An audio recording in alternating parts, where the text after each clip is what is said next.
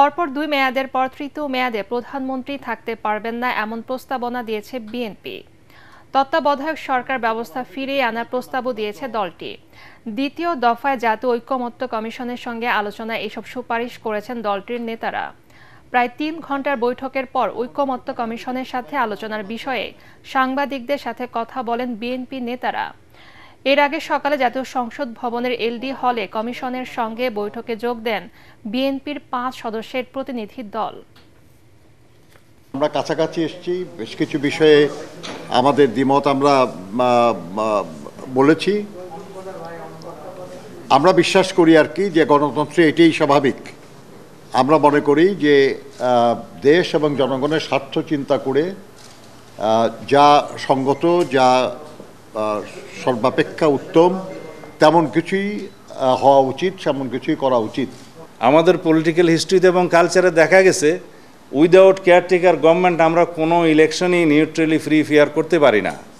তো সেই জন্য যতদিন পর্যন্ত আমরা সেই কালচারে উপনীত না হতে পারবো ততদিন পর্যন্ত আমাদের এই ফ্রি ফেয়ার ইলেকশনের জন্য আমাদের কেয়ারটেকার টাইপের গভর্নমেন্টের বিধানটা রাখা উচিত। সেটা আবার এখন হাইকোর্টের ভার্ডিক্টের মাধ্যমে রিইনস্টেট হয়েছে। রাজনৈতিক দল নিবন্ধনের আবেদনের সময়সীমা ৯০ দিন বাড়ানোর অনুরোধ জানিয়েছে জাতীয় নাগরিক পার্টি। বিষয়টি নিয়ে প্রধান নির্বাচন কমিশনার এএমএম নাসির উদ্দিনের সঙ্গে বৈঠক করেছেন জাতীয় নাগরিক পার্টি এনসিপির নেতারা। তাদের আবেদন বিবেচনাধীন রয়েছে বলে জানিয়েছেন দলটির মুখ্য সমন্বয়ক নাসির উদ্দিন পাটোয়ারি। সংস্কারের আগে নির্বাচন হলে তা ফ্যাসিবাদের মতোই হবে বলে মনে করে এনসিপি।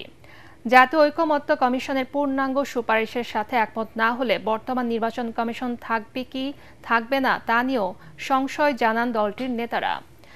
এর আগে দুপুর ১২টায় নির্বাচন কমিশন কার্যালয়ে যান তারা। এতে নির্বাচন কমিশন গঠন আইন, রাজনৈতিক দল নিবন্ধন আইন, নিবন্ধনের সময়সীমা ও নির্বাচন সংক্রান্ত নানা বিষয়ে আলোচনা হয়েছে। নির্বাচন কমিশনের যে সংস্কারের এগুলো করা সম্ভব টাইম ফ্রেমের মধ্যেই, ১ নাম্বার। ২ নাম্বার বিষয়টা হলো যে আমরা যে সময় চেয়েছি, কারণ আমরা চাচ্ছি সুন্দরভাবে সবগুলো গুছিয়ে দেওয়ার জন্য। আর আমরা খুবই নবীনতম দল, এটা রমজান গিয়েছে, ঈদ গিয়েছে এবং আমরা সবগুলো গুছাচ্ছি এবং আমরা একটু সার্টিফাই করতে চাই যাতে হলো ফেসিবাদী কোনো কেউ আমাদের এখানে অংশগ্রহণ করতে না পারে। জনগণের কাছে একটু যাওয়া, সকলের সাথে অংশগ্রহণ, এটার মধ্য দিয়ে আমরা একটি সুন্দর প্রক্রিয়া, যেটার জন্য আমাদের একটু সময় প্রয়োজন। জুলাই আগস্টের গণহত্যার অভিযোগে মানবতা বিরোধী অপরাধের ২ মামলায় শেখ হাসিনা ও সাবেক মন্ত্রী, প্রতিমন্ত্রী, এমপি সহ ৪৭ জনের বিরুদ্ধে তদন্ত প্রতিবেদন দিতে ২৪ জুন ও ২০ জুলাই পর্যন্ত সময় দিয়েছেন আন্তর্জাতিক অপরাধ ট্রাইব্যুনাল। এদিকে হাতকড়া পরিয়ে আসামিদের এজলাসে তোলার বিষয়টি উপস্থাপন করা হলে পুলিশকে বাড়াবাড়ি না করার আদেশ দেন আদালত। তবে আসামিরা শৃঙ্খলা ভঙ্গ করলে পুলিশকে অ্যাকশনে যাবার নির্দেশ দিয়েছেন ট্রাইব্যুনাল।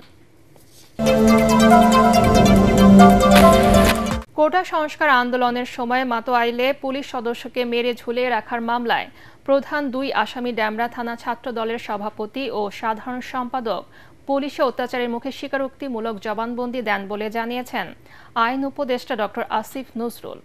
তারা স্বেচ্ছায় সেই জবানবন্দি প্রত্যাহার না করায় শিশু ফায়াজ ওই মামলার আসামি থেকে বাদ যাচ্ছে না বলেও জানান তিনি।